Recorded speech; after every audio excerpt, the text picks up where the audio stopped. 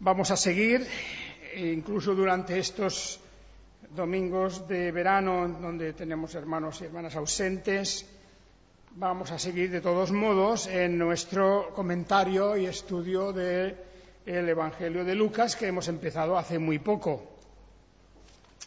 Este Evangelio, como ya sabéis, que es de una importancia especial, porque se diferencia también, tiene sus peculiaridades, sus cosas distintas de los demás, y recordamos todos que Lucas hizo una muy intensa investigación de las cosas que habían ocurrido, y por eso el Evangelio de Lucas nos da material y nos cuenta cosas de la historia de la vida de Jesús que no están en otros evangelios. Claro, es verdad que eso ocurre en los demás un poco también, pero de una manera muy particular. Este Evangelio de Lucas tiene grandes novedades, y nosotros ya hemos visto varias, porque hemos tratado varias partes de la historia que no estaban en otros evangelios. Por ejemplo, pues todo lo que se refiere al nacimiento de Juan el Bautista, ¿verdad? Que ya esta historia la hemos visto. También la anunciación del ángel Gabriel a María, y también luego pues la historia continúa con el nacimiento propiamente de Juan el Bautista, y luego la historia que empezamos a mirar hoy mismo del nacimiento de Jesús. En medio de eso tenemos unos cánticos preciosos, el cántico de María mismo, de gratitud, de alabanza al Señor, y también el de Zacarías, el padre de Juan el Bautista. Y esos cánticos, como si fueran unos salmos de alabanza, de reconocimiento, de cómo ellos perciben que se han cumplido las promesas de Dios. Israel estaba esperando esa promesa divina de salvación, de liberación, y por fin aparece el Mesías, y también antes que él, un poco antes que él, el precursor, esa persona que va delante del rey o delante de un gran personaje y va proclamando y va anunciando que se acerca, que viene. Y eso es lo que hizo Juan el Bautista, anunciar que venía por fin el Señor de señores, el gran Redentor. Muy bien, entonces, esa era, diríamos, el contenido principal del primer capítulo, y empezamos el segundo capítulo, que nos cuenta desde el versículo 1 hasta el versículo 21, nos cuenta la historia del nacimiento de Jesús. Esa historia que en muchas iglesias se menciona o se habla de ella en la época de Navidad, ¿verdad? Pero para nosotros Navidad es hoy. Primero, pues porque vamos a hablar del nacimiento de Jesús, y no importa que sea en el mes de agosto, no importa la fecha, porque no importa en absoluto el día, el mes, ni siquiera el año, porque todo eso está verdaderamente en el ámbito de lo desconocido. No se sabe, históricamente no se puede decir en qué fecha, cuándo nació Jesús.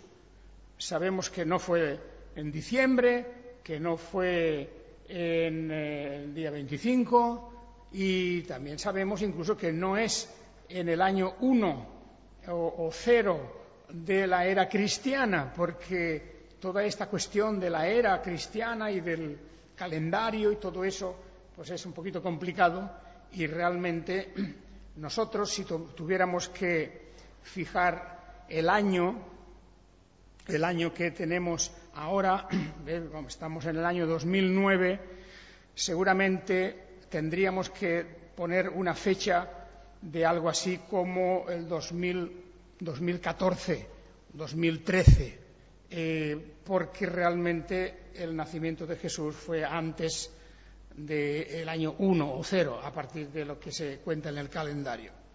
O sea que la fecha no le demos importancia, no le demos muchas vueltas. Yo sé que hay gente que le entusiasma tratar de todas estas cuestiones, de si fue antes, si fue después, etcétera. Pero lo cierto es que nos da aquí el Evangelio de Lucas un relato muy denso, muy completo de ese nacimiento del Señor Jesús. Y bien, eso es lo que nosotros realmente nos interesa, lo que nos importa es que Jesús, por fin, el Mesías, vino conforme a la promesa. Hemos leído antes en la carta a los Hebreos un pasaje precioso, en la carta a los Hebreos, cuando nos dice que Dios había hablado en tiempo antiguo muchas veces y de muchas maneras a los padres por los profetas. De manera que hasta ese momento en que viene el Señor Jesucristo, la forma de hablar de Dios a los anteriores, a los antepasados, fue a través de los profetas. Y efectivamente, los profetas, contando incluso a Moisés, contando incluso a Abraham, todos estos recibieron revelación y esa revelación ha ido quedando en las páginas escritas de la Biblia y así Dios hablaba al pueblo, a su pueblo. Porque naturalmente, si creemos que hay un Dios, este Dios no está mudo, y si es el Dios que ha creado al ser humano, de alguna manera comunica con él, de alguna manera le hace saber su voluntad, el camino en que debemos andar. Y eso es lo que Dios hizo durante tanto tiempo, a los padres, por medio de los profetas. Pero, dice la carta a los Hebreos, dice, en estos últimos tiempos, en estos postreros días, nos ha hablado a nosotros por el Hijo. Y ya sabemos que en el Evangelio de Lucas aparece esa expresión cuando el ángel Gabriel, que fue enviado por Dios a aquella ciudad de Galilea, que era Nazaret, entonces le dice que quedarás encinta y darás a luz un hijo y llamarás su nombre Jesús. Este será grande y será llamado Hijo del Altísimo. Y el Señor Dios le dará el trono de David, su padre, y reinará sobre la casa de Jacob por los siglos, y de su reino no habrá fin. De manera que la expresión el Hijo, como aquí habla en la carta a los Hebreos, ya aparece en este mensaje del ángel Gabriel. Será llamado Hijo del Altísimo. Y cuando María le pregunta, extrañada, ¿cómo será esto si no conozco varón, no estoy casada? Es como si dijera, no estoy casada todavía.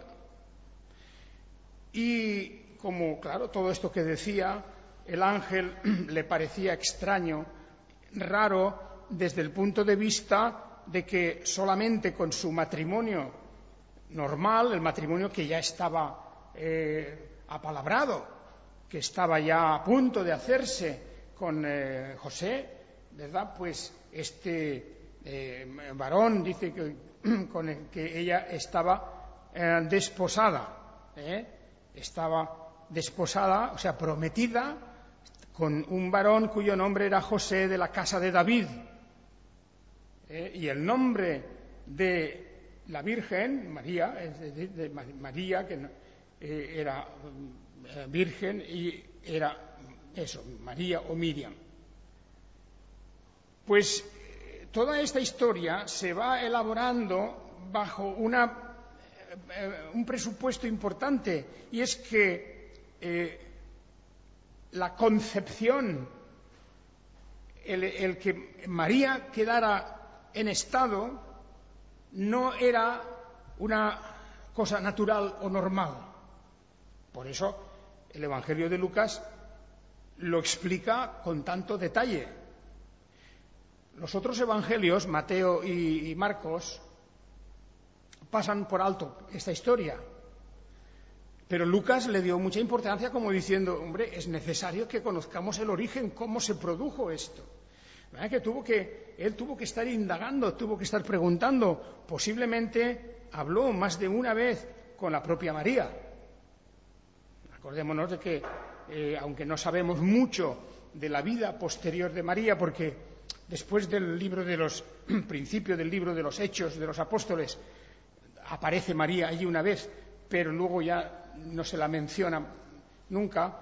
Sin embargo, hemos de pensar que, siendo como era una mujer bastante joven, pues que Lucas tuviera la ocasión de hablar con ella. O si no fue con ella directamente, pero no podemos afirmarlo, con alguien muy relacionado o íntimo de la familia. Pues tanto el caso de Elisabet, la madre de Juan el Bautista, ¿verdad?, que fue una concepción normal. Ella concibió un hijo, pero fue normal porque tenía a su marido Zacarías, ya incluso eran mayores, no esperaban hijos, toda esa historia que ya conocemos. Pero en el nacimiento de Jesús entra toda esta cuestión tan sobrenatural que habíamos hablado ya el otro día. En primer lugar, su nombre ya será Hijo del Altísimo. Claro, en algún sitio también se dice Hijo de David, su padre. Claro, según la generación humana, según la descendencia carnal, en todos los que eran de esa tribu de Judá, todos eran hijos de David. La idea de que todos son hijos de David o hijos de Abraham, eso se menciona muchas veces en la Biblia y se aplica a muchas personas. Pero aquí hay algo extraordinario, algo nuevo, cuando se dice que será llamado Hijo del Altísimo. No solamente de David, o no solamente de Abraham, sino Hijo del Altísimo. Y incluso se habla con una palabra especial, no solamente Hijo de Dios, que es una expresión que se usa más tarde, sobre todo en el Evangelio de Juan, pero que también, se podría a lo mejor, un poquito, confundir, porque todos somos hijos de Dios y, eso que algunas personas utilizan para quitar o restar mérito a esto. Pues a Jesús no solamente es, por supuesto, Hijo de Dios, sino que se dice aquí Hijo del Altísimo. El Hijo del Altísimo. El Yon, esa es la palabra. El Hijo del Yon, el Altísimo, el Supremo, por encima del cual no hay nadie. Se está vinculando aquí la persona de Jesús a la figura paternal del Altísimo, Hijo del Altísimo. Y el Señor Dios le dará el trono de David su padre. O sea, por otra parte es hijo de David, pero ese hijo, antes que nada, Hijo del Altísimo. Y luego habla de todo lo que decíamos el otro día, ¿verdad?, sobre la forma en que Jesús iba a ser concebido, cómo iba María a concebir un hijo antes de casarse sin tener relación con un hombre. Porque, claro, esa es la doctrina bíblica y la realidad de lo que es el ser excepcional, distinto y diferente de Jesús, de nuestro Señor Jesucristo, que como hombre, como ser humano, recibe esa naturaleza humana de María, su madre. Y eso es importante porque para el pueblo judío lo importante, sobre todo para ser judío, es tener una madre judía, no un padre, sino una madre. ¿Y cómo iba aquella madre a dar a luz un hijo si no había tenido relación con ningún varón? Entonces, el ángel a Gabriel, esta es la historia, este es el punto clave de toda la fe cristiana. Es el punto clave. El ángel le dice: el Espíritu Santo vendrá sobre ti y el poder del Altísimo te hará sombra, como si te cubriera, dice, por lo cual también lo nacido será llamado Santo, Hijo de Dios.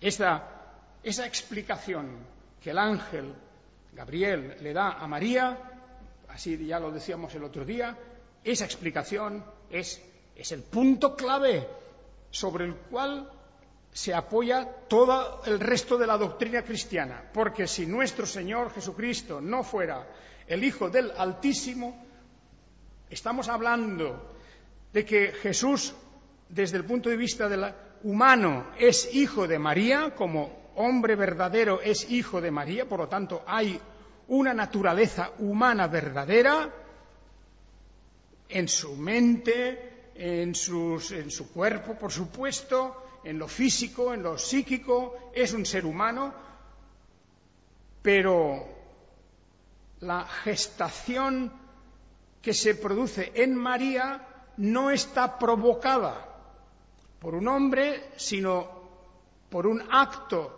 sobrenatural de Dios. Y los que creemos realmente en ese Dios no tenemos ningún problema para creer esto, para creer que Dios es poderoso, suficiente y capaz para provocar en el cuerpo de una mujer una gestación sin el concurso, sin la participación de un hombre. Dios lo puede hacer porque Dios ha creado al ser humano, lo ha creado Él. Dios ha dado al ser humano cuerpo y mente y espíritu. Dios ha dado todo, lo ha creado todo, y por lo tanto para Él no es nada difícil, como dice aquí el ángel, el poder del Altísimo te hará sombra, como si pasara por encima de ella el poder de Dios, y de ese momento se pone en funcionamiento en su cuerpo ese embrión, esa criatura que va al cabo de 9 meses a nacer como otro ser humano cualquiera. Pero en él está el poder del Altísimo, está la propia esencia de la naturaleza de Dios. Y por eso se le llamará Hijo del Altísimo o Hijo de Dios, porque en la naturaleza humana de Jesús está también conviviendo, está unida la naturaleza divina del Altísimo. Y esto es lo que nos recuerda la historia, o mejor dicho, la carta a los hebreos en su principio, cuando nos dice que Dios, que había hablado muchas veces a los antepasados a través de los profetas, ahora nos ha hablado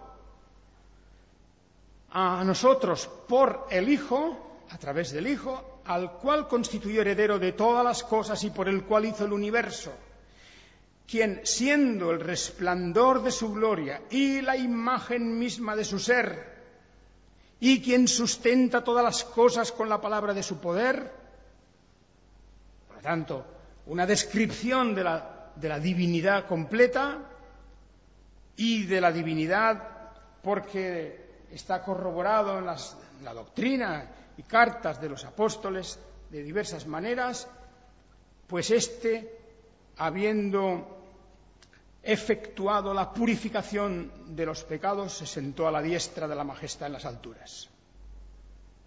Y así se significa y simboliza la gloria y la majestad de nuestro Señor Jesucristo, que ha realizado esa obra de redención.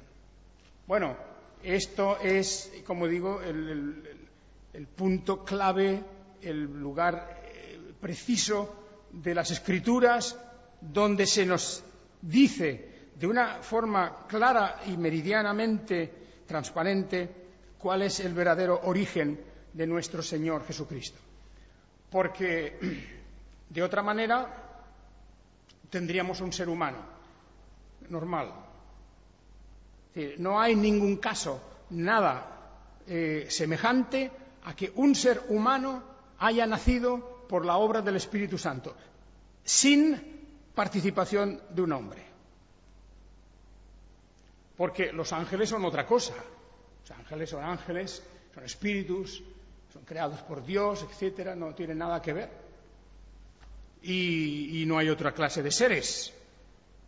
Pues la Biblia solamente nos habla de Dios, el Altísimo, y nos habla de esos ángeles, y nos habla de los seres humanos. Y luego nos habla de aquel que, siendo hombre verdadero, también es Dios verdadero, el Señor Jesucristo. Bien, ¿cómo se hizo, pues, cómo resultó el nacimiento? Cuando hablamos del nacimiento, estamos hablando del nacimiento del ser humano, de Jesús como hombre, como ser humano, que fue en el seno de María durante ese tiempo, mientras se formaba su cuerpo, y llegado el momento del nacimiento, pues nos habla el Evangelio de Lucas de toda ese gran acontecimiento. Claro que el nacimiento de Jesús, el niño que ha sido concebido por María, por la obra de Dios mismo, claro que eso es importante. Pero la Biblia nos hace muchas veces esto mismo. Muchas cosas en la Biblia no sabemos en qué fecha ocurrieron. Algunas se conmemoran otras cosas con una fecha exacta. La Pascua, pues tiene una fecha exacta. Por ejemplo, el día de la celebración de esa fiesta de las cabañas o de los tabernáculos, Sukkot, también tiene una fecha exacta. Y hay otras festividades exactas, con fechas que todavía se siguen guardando. Pero el nacimiento de Jesús no tiene fecha. El Señor no ha querido dejarnos en la Biblia un día, un mes y un año. No ha querido. Y desde luego, ya hemos dicho miles de veces aquí que la fiesta de la Navidad del 25 de diciembre no tiene nada que ver con eso. La gente lo celebra, en fin, la gente celebra una fiesta porque la mayoría ni se acuerda de Jesús ni para nada, pero esa fiesta es una fiesta falseada y que se tomó ya sabéis, una fecha del paganismo y ya está. Y así ha continuado y se ha celebrado. Ya he dicho muchas veces también, los reformadores, una de las primeras cosas que hicieron en la Reforma fue quitar todas esas festividades que no tenían ninguna base bíblica y que eran fuente de muchas supersticiones también. Pero lo importante y lo real es que Jesús nació conforme a las Escrituras, iba a nacer en un pueblecito de Judea que se llamaba Betlehem. Betlehem significa la casa del pan. En aquel pueblecito, la casa del pan, seguramente allí habían tenido pues una actividad de sembrar trigo y de hacer harinas y de hacer pan, etcétera. Y bueno, se le había llamado Betlehem.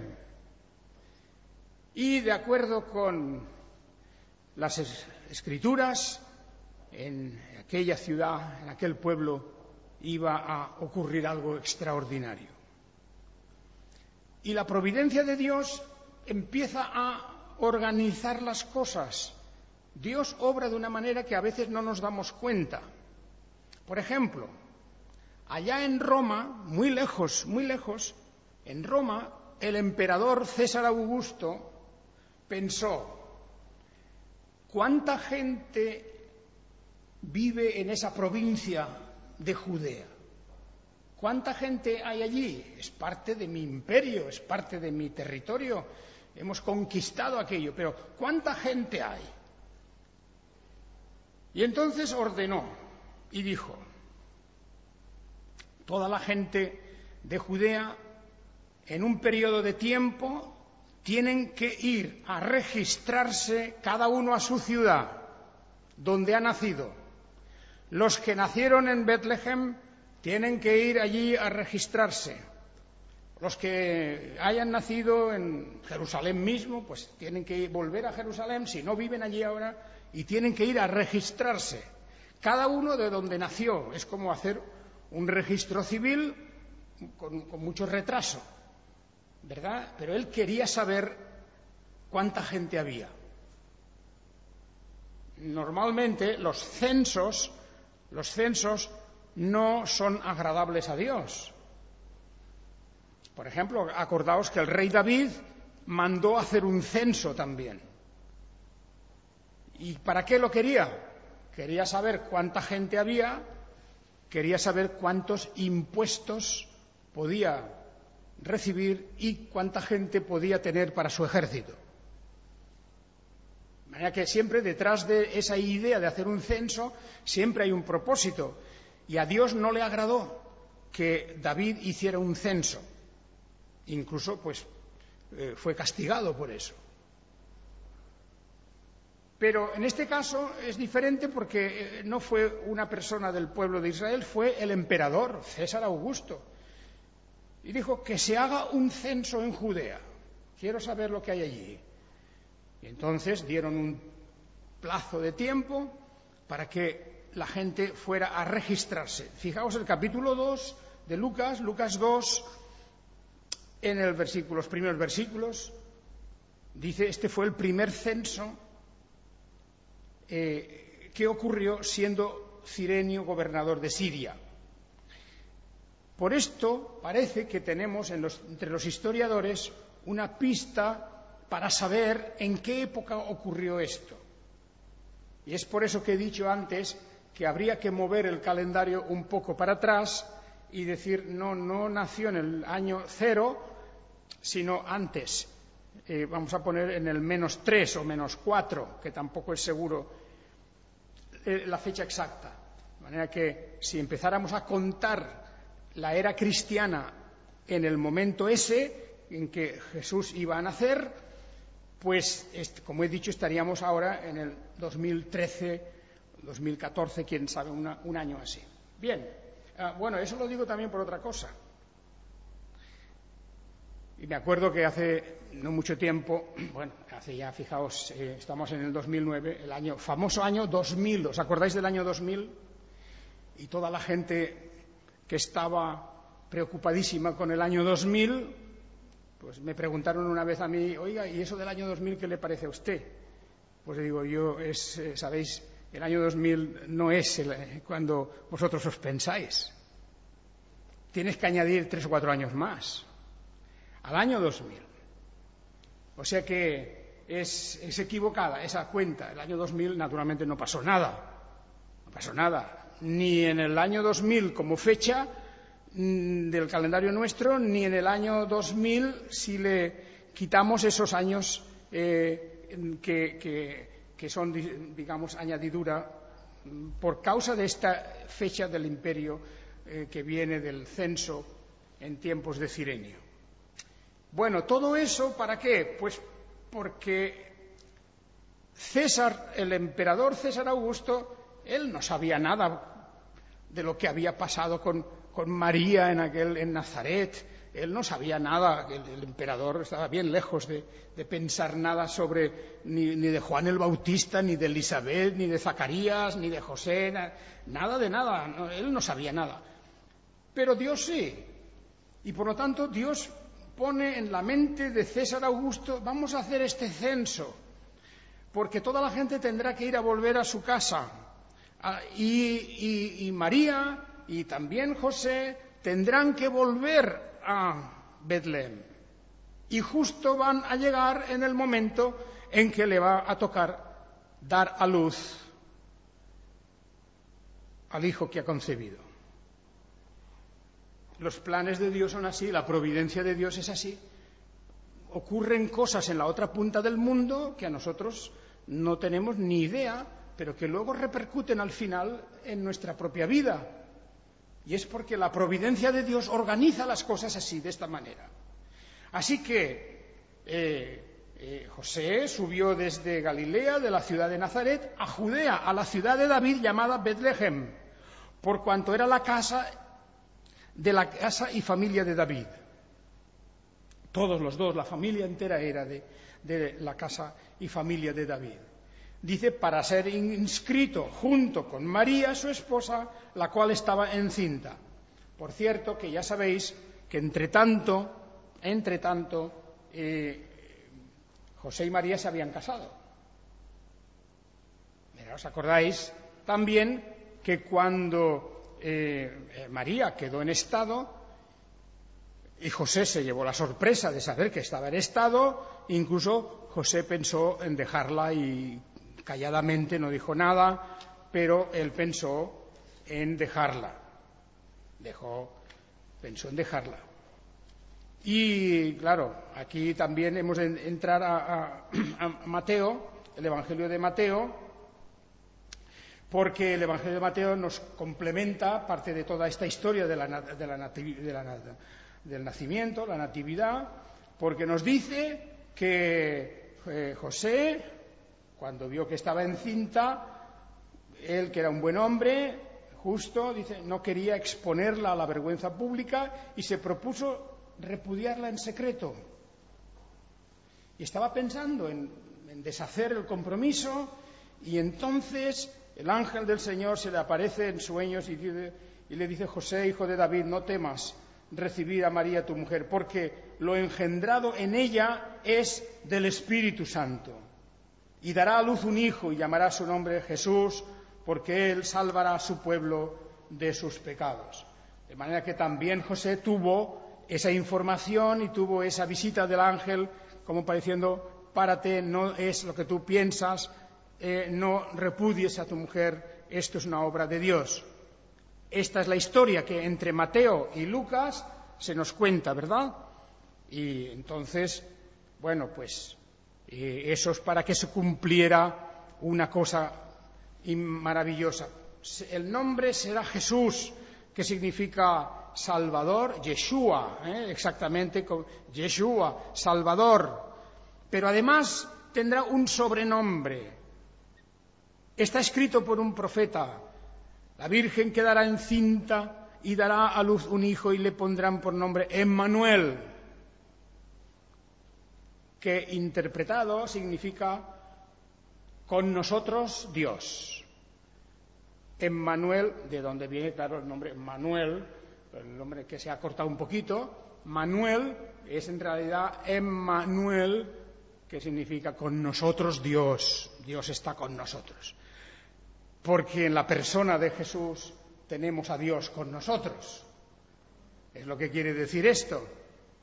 Y así, por lo tanto, José, después de este sueño, recibió otra vez a su mujer, pero no tuvo relación con ella hasta que dio a luz un hijo y llamó a ese hijo, le llamó Jesús.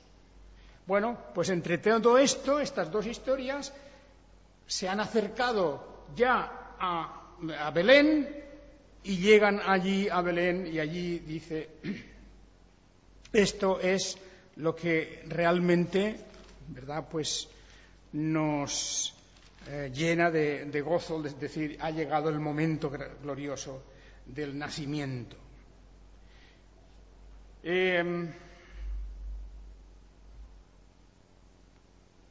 Otro día hablaremos del resto de la historia del nacimiento de Jesús. Vale la pena. Entre Mateo y Lucas hacen una composición muy bonita de todo lo que pasó en esos días, ¿verdad? Primero los ángeles en el momento del nacimiento, la visita de aquellos hombres que vinieron de Oriente, los conocidos como los magos, o más que unos magos eran pues unos astrónomos que habían visto en el cielo una estrella diferente y querían, siguiendo su camino, querían venir a ver qué significaba aquello, porque apuntaba hacia la tierra de Israel. Bueno, toda esa historia hay que completarla, pues, y lo haremos el próximo día, pero qué hermoso es ver cómo se van uniendo las piezas, apuntando siempre a lo mismo, que el que ha nacido no es un semidios, no es un ángel, no es ninguna otra categoría de ser, es un ser humano en el cual está también la naturaleza divina, el Dios hombre. Esa es la cuestión. Y a eso se le va a llamar también el Hijo de Dios o el Hijo del Altísimo. Cómo la Escritura nos lleva en estos primeros pasos del Evangelio a decirnos que lo que ya estaba anunciado en el Antiguo Testamento ahora se está cumpliendo. La profecía de Dios se cumple.